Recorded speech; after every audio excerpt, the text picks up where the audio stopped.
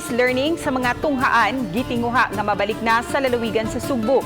Samtang 1.2 billion pesos nga gipangayo sa DepEd sa lalawigan dili ihatag sa Kapitolyo.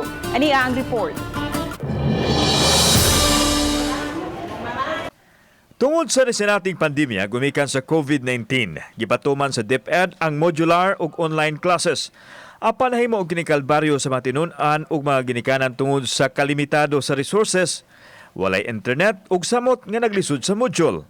Suma ni Governor Juan Garcia nga nangayo ang DepEd og 1.2 bilyones pesos alang sa module sa mga bata. Apan hugot na ang baruganan sa gobernador nga dili mohatag nini. Matud pa, why makatunan ang matinun-an kung magpadayon ang ingon ini nga sistema.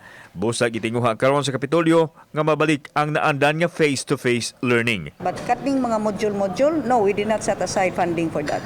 Because we could not be assured that it will really achieve the level of education that we would wish our children to have. Ang standard of education has grossly been lowered. Samtang gipaniguro sa gobernador nga mapatuman ang health protocol sama sa pagbutang og mga air purifier.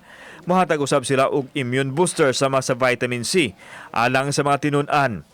Ibalik usab sa lalawigan ang pagpanghatag sa mga tinun-an sa K-12 ug mga panginahanglanon sa eskwelahan sama sa school supplies. I hope that the DepEd will begin to listen to the growing clamor for the return of face-to-face classes. Kung kanus-a, magdepende ang tanan sa hukom sa Department of Education. Kauban si Marlon Milganzo, ako si Alan Domingo.